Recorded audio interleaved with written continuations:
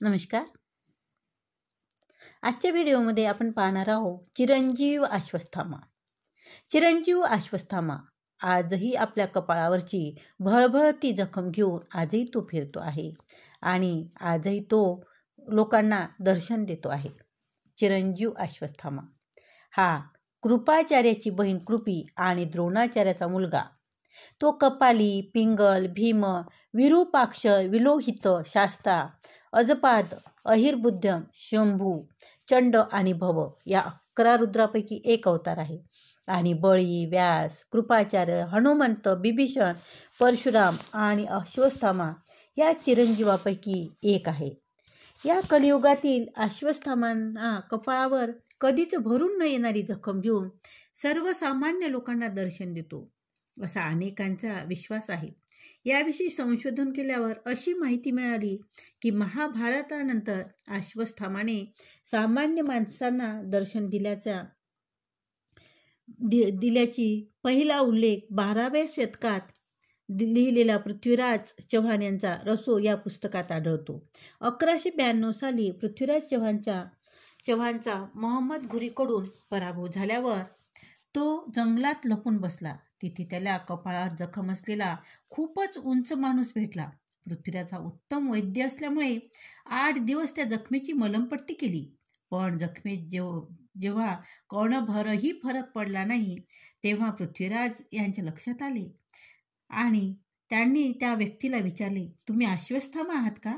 असे विचारले असता होकार देऊन तो व्यक्ती तिथून लगेच निघून गेला. नंतरचा उल्लेख 15व्या शतकात केलेला आढळतो. 15व्या शतकाच्या सुरुवातीला कर्नाटकात आला. तिथे नारायणअप्पा नावाचा गरीब ब्राह्मण राहत होता. त्याने कन्नड भाषेत लिहिलेल्या कर्नाट भारत कथा मंजिरी या ग्रंथामुळे तो कुमारव्यास या नावाने प्रसिद्ध झाला. त्याला महाभारत जसे घडले तशी लिहायची इच्छा होती. त्यासाठी ज्याच्या डोळ्यादेखत महाभारत घडले त्याची भेट घेण्याची इच्छा आपल्या वीरुनारायण या देवास त्याने अनेक वर्ष सतत व्यक्त केली. देवाने त्याला स्वप्न देऊन म्हटले, माझ्या देवळात होणाऱ्या पारण उत्सवात तू कसंही करून हजर राहा. उत्सवात सगळ्यात पहिले उठून जाणाऱ्या ब्राह्मणाच्या पायावर डोके ठेवून त्याला महाभारत जसे घडले तसे मला सांगा अशी विनंती कर. तो प्रत्यक्ष अश्वत्थामाच आहे. तो सांगेल ते लिहून घे. ठरल्याप्रमाणे कुमारव्यासाने त्या ब्राह्मणाच्या पायावर डोके ठेवून तशी विनंती केली. ब्राह्मणाने त्याला पाहिले. पहिली अट अशी घातली की आंघोळ करून नेसत्या वस्त्रानिशी बंद खोलीत रोज लिहायची आणि अश्वत्थामाने जसे सांगेल तसे लिहून घ्यायचे. वस्त्र सुकले की लेखणीतली शाई संपेल आणि त्या दिवसाचे काम थांबेल. दुसरी अट अशी घातली की महाभारत कोणी सांगितले हे गुप्त ठेवायचे. दोन्ही अटी मान्य करून कुमारव्यास लिहू लागले. तो दुर्योधन आणि भीम यांचे गदा युद्ध असलेला गदा पर्वापर्यंत आला. तिथे भीमानं अधार्मिक पद्धतीने केलेला आपला मित्र दुर्योधनाच्या हत्येचा प्रसंग सांगताना अश्वत्थामा रडू लागला. कुमारव्यासही रडू लागले आणि त्याने भावनेच्या भरात हे गुपित आपल्या पत्नीला सांगितले. त्याबरोबरच त्याची लेखणी कायमची थांबली. त्यामुळे कुमारव्यासाने लिहिलेली आखो देखा हाल असलेले महाभारत गदा पर्व येथे येऊन थांबली. महाभारत अनेक वेगवेगळ्या लेखकांनी लिहिलेले असले तरी या महाभारताला सगळ्यात खरे महाभारत समजले जाते, कारण ते सांगणारा स्वतः अश्वत्थामा होता.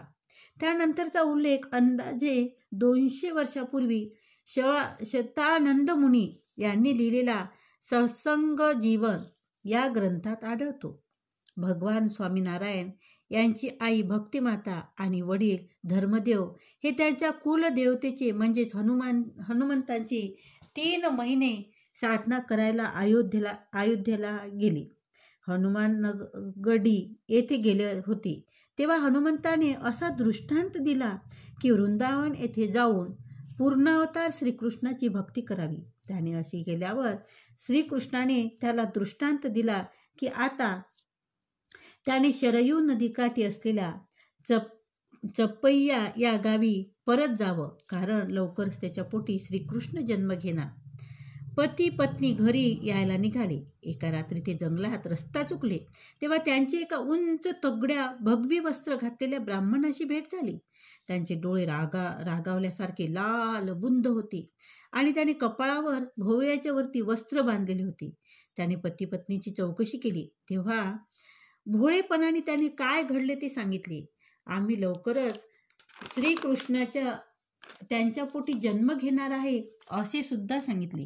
हे ऐकले मात्र तो ब्राह्मण रागाने लाल बुंद झाला आणि त्याने विचारले, श्रीकृष्ण म्हणजे माझा शत्रू तुमच्या पोटी जन्म घेणार आहे आणि त्यामुळेच मला ज्या यातना भोगाव्या लागल्या आहेत त्यामुळे तुम्हाला शाप देतो की तुमच्या पोटी जन्मणारा मुलगा कधीच हातात कुठलेही शस्त्र घेऊ शकणार नाही आणि कधीही कुठल्याही लढाईत त्याला जय होणार नाही. एवढे बोलून तो धर्मदेव यांना बाजूला ढकलून तो झपाझप पावले टाकत निघून गेला. पती पत्नी दोघेही भीतीने थरथर कापत होते आणि रडत होते. त्या रात्री मारुतीराय त्यांच्या स्वप्नात आले आणि म्हणाले, देवाच्या अवताराला हातात शस्त्र धरण्याची आणि कुठलीही लढाई जिंकण्याची गरज नसते.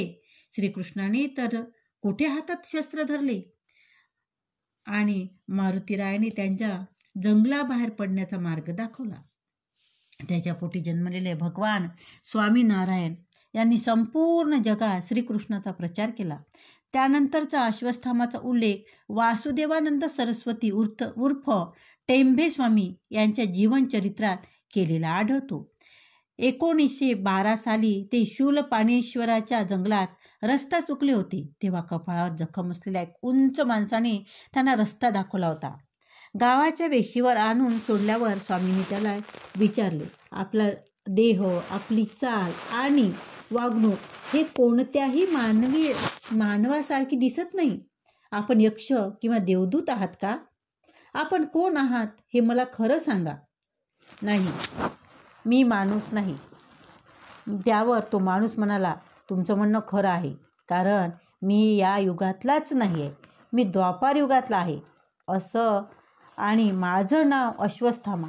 यानंतरचा उल्लेख पायलट बाबानं लिहिलेला हिमालय कह रहा है या पुस्तकात 10व्या प्रकरणात आढळतो. तिथे असा उल्लेख आहे की त्यांच्या झोपडीत पाणी शिरल्यामुळे त्यांना जंगलात जाऊन राहावं लागलं. तिथे त्यांना अश्वत्थामा भेटला होता.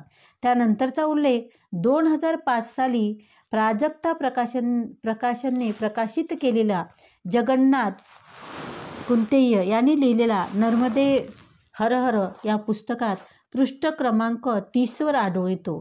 ते नर्मदा परिक्रमा करताना शूलपाणीच्या जंगलात पाय घसरून पडले आणि दरीत अडकले. तेव्हा अश्वत्थामाने त्याला हात देऊन वर खेचून घेतले. गुजरातमधल्या नवसारीच्या जंगलात एका रेल्वेत नोकरी करणाऱ्या अधिकाऱ्यालाही 12 फूट उंच असलेला अश्वत्थामा दिसला होता.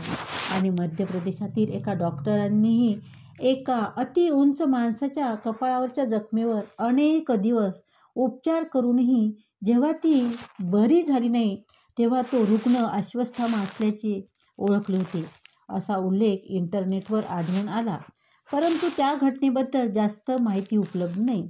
सगळ्यात अलीकडचा उल्लेख 2015 साली प्रकाशित झालेल्या नमामि नर्मदा या सतीश अनंत सुरी यांनी लिहिलेल्या पुस्तकात दिसतो. अश्वत्थामा त्यांच्याशी हिंदीत फक्त बोललेच नाही तर जेवणाच्या पंक्तीत त्यांच्या बाजूलाही बसले होते. त्यांनी डोक्याला प्लास्टिकची पिशवी गुंडाळली होती आणि त्याच्या कपाळावर कुजलेल्या जखमेवर माशा घोगावत होत्या. त्या आजूबाजूच्या लोकांना दुर्गंध सहन न झाल्यामुळे त्यांनी नाकाला रुमाल लावले होते.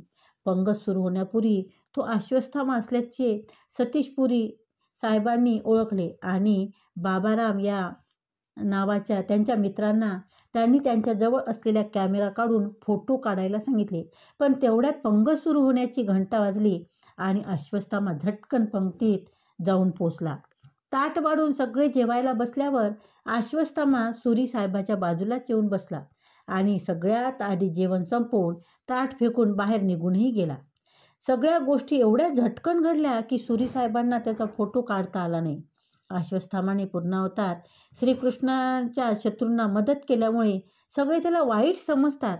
पण ज्यांनी त्याला प्रत्यक्ष पाहिले आणि त्यांच्याशी बोलणे केले त्या सर्व सतीश पुरी यांच्या पुस्तकात पृष्ठ क्रमांक 213 ते 214 त्यांच्याविषयी असे म्हटले आहे की उत्तर प्रदेशातल्या कानपूरजवळ आज जिथे खैरेश्वर मंदिर आहे तिथे पूर्वी द्रोणाचार्य राहत होते.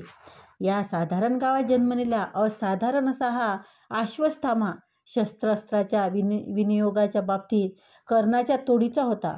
वेदविद्येच्या ज्ञानात तो वेदचार्याच्या व्यासाच्या समविद्वान, किंबहुना व्यासाने वेदरचना त्या अश्वत्थामाच्या